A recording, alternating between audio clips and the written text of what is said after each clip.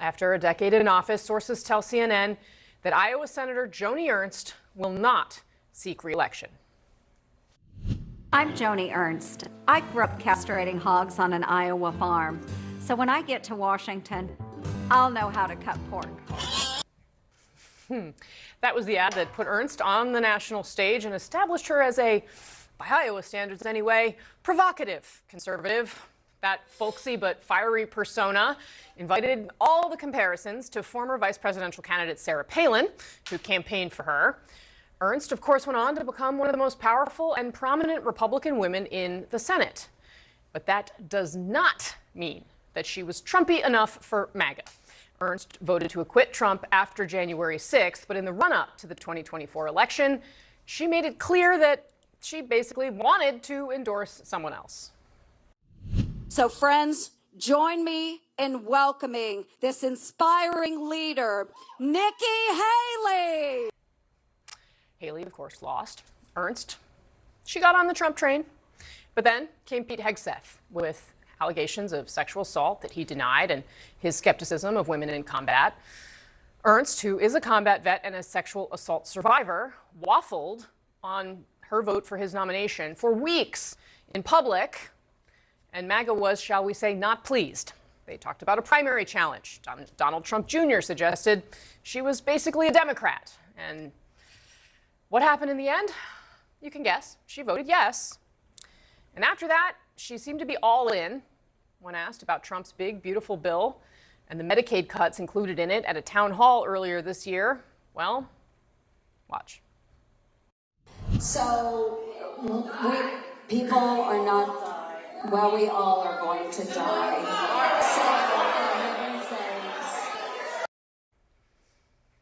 I guess only two things are certain here in Washington: death and Republicans falling in line behind Donald Trump or getting out of Dodge. Our panel's here, along with CNN's Arlette Saenz, who is in our Washington bureau.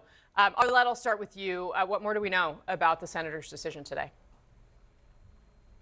It's really struggled with this decisions for months, but sources told us that she started to tell friends this week that she would not seek a third term in the Senate. It's expected that she will formally make that announcement next week, and that will really kick off a wide open race to succeed her in the Senate. On the Republican side, Congresswoman Ashley Hinson, who represents a northeastern district in Iowa, she is making plans to enter the race, according to one GOP official. And there's a very crowded contest on the Democratic side, with 4 candidates already running, including State Representative Josh Turek, who is a Paralympian wheelchair basketball player. Now, Iowa was a state that President Barack Obama did win back in 2008 and 2012, but Republicans have steadily made gains there, including President Donald Trump, who won the state by 13 points back in 2024. But Iowa Democrats are pointing to success in special elections, including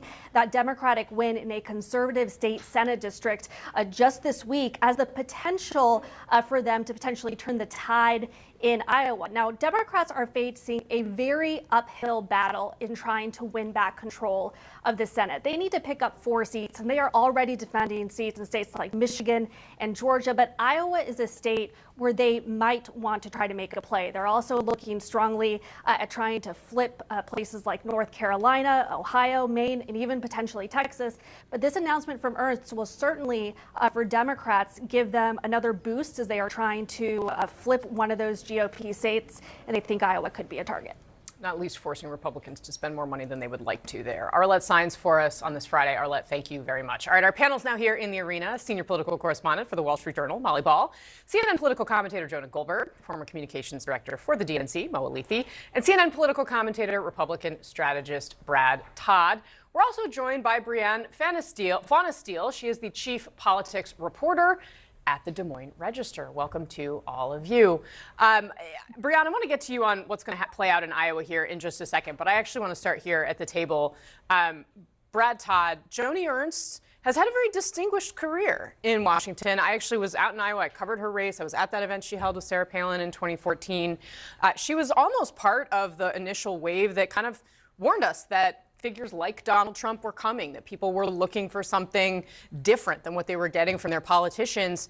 But she clearly, I think if you interacted with her privately, it was pretty clear she was very skeptical of President Trump, and now she's bailing out. Well, she was a political star. She was started out in her race. She'd been a state senator. She started out in her race, maybe the 4th or 5th pick in the Republican primary. She rode a rocket sled to the top. She's very well liked in Washington by other Senate Republicans. She is, however, at one of 2 ages in which people retire. She's 55, which is my age. And that's when you start thinking, what am I going to do with the rest of my life? I have another chapter and phase left. The other time they retire is when they're 85 and they can't see or think anymore, right? So, in fact, that's the 2 times when you worry about senators leaving. Right. So, you know, at 55, there's still plenty of time to do something else big. So you have to decide, am I really going to commit to 6 more years of this? Because at 62, I might not have that choice. Jonah Goldberg, why do you think she's leaving? Because it's pretty miserable to be a fairly reasonable conservative senator these days. And, you know, the special election when this woman Dre, where the Democrats picked up in a pretty Republican district, I don't think that made the decision for her, but it probably made it a little easier to do. And also, I'm just glad to hear that Brad is rethinking his options, what to do with the rest of his life. He's got a little I'm on CNN, for gosh sake. You know? I was going to say, you're about to get some phone calls from Republicans in Iowa, so you might have to decide what to do about that. An official when so much is demanded of you in terms of fidelity to the president, even though you may know it's not in the best interest of the country. So I think some people just had enough, and I think that's what Senator Ernst is signaling. You know, what's interesting to me, Carlos, is that 3 people that have announced they're not going to run for re-election: Tom Tillis, North Carolina, Joni Ernst, and also Chip Roy in the House in Texas. Now, the thing is that, like, I would not describe any of these as like a squish or a mod, really. Like, I mean, truly, like you, Carlos Cabello, you, Charlie Dent, like you were towards the center of that caucus. These are people that are pretty dyed-in-the-wool conservatives, like in any other universe, but they're crosswise with Trump. And it seems to me, and tell me if you think this is right, that like it's so unpleasant day to day to be in that position. They're like, screw it, I'll go make some money downtown. It's just a horrible experience, Chris. I mean, imagine you're going to get attacked by the left because that's life, right? That's how it works. And then on top of that, you go home and your base, the people who are supposed to be with you, are also attacking you. So anywhere you go, you're getting booed, you're getting questioned. And look, I'm not one that used to complain about a congressional salary, but at some point you say there's got to be something better to do, right? The cost-benefit analysis that I think all of us do when it comes to our work. So a lot of these people are moving on, and I'll tell you, sure, these are probably safe-ish states for Republicans, but you just did a piece on this, Chris. If they get a candidate that is radical enough, they can put these states in play for Democrats, and all of a sudden, you know, Democrats might actually have a shot at, you know, maybe tying the Senate or maybe flipping it. So, Devin, you're in Maine, the Democratic Party there. Now, Susan Collins, 2 things to think about. One is she could also announce this, right? I mean, she doesn't have to run for re-election. I think she's 77, somewhere around that, right? So she could retire. She's going to run for re-election. Democrats, there's a little bit of a Lucy in the football thing with her where you think, okay, look, we carry the state in presidential elections. She's elected statewide. We should be able to take this seat. And yet she has proven herself to be a very deft and able campaigner and win time and time again. Why do you think this will be different?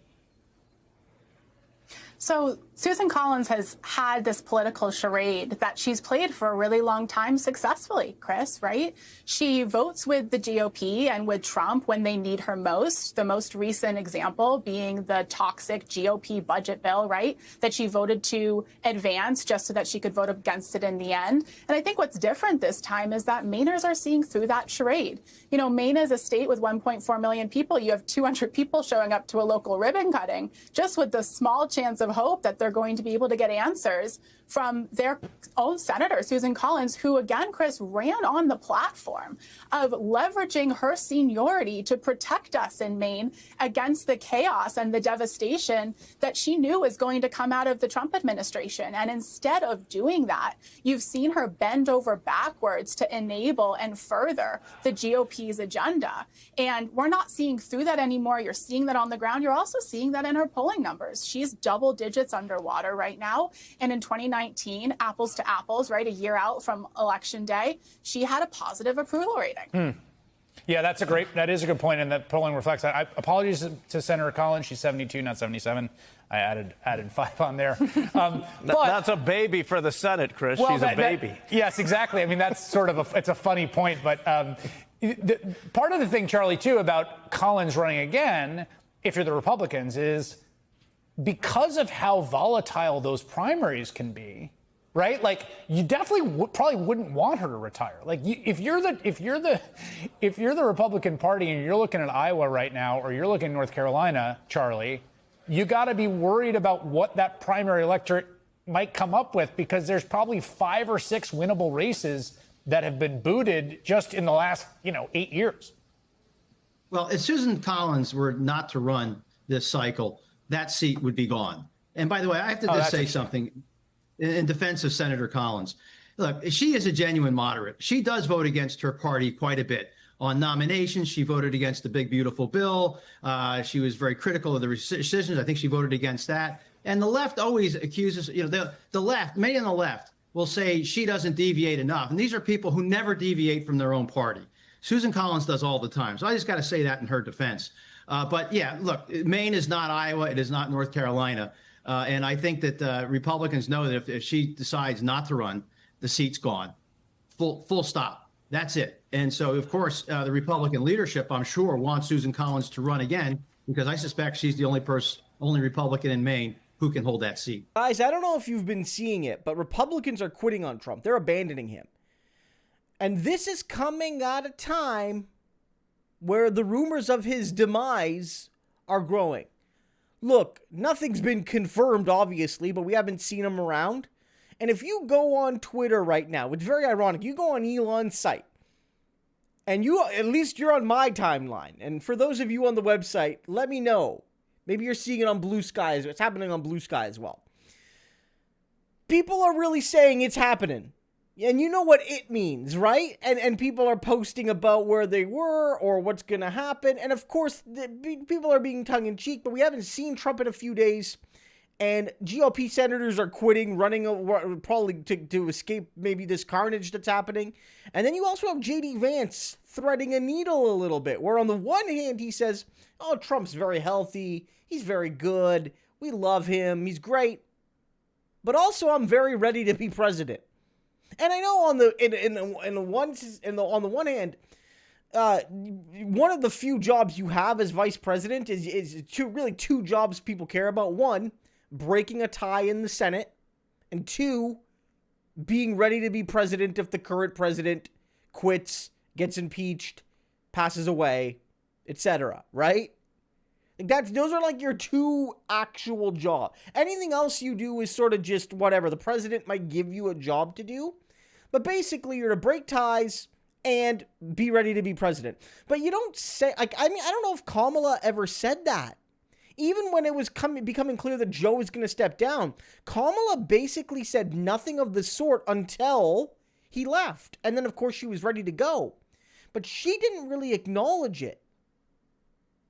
Vance already is. Does he know something? Senators are leaving. Vance is angling. I want to know what you think.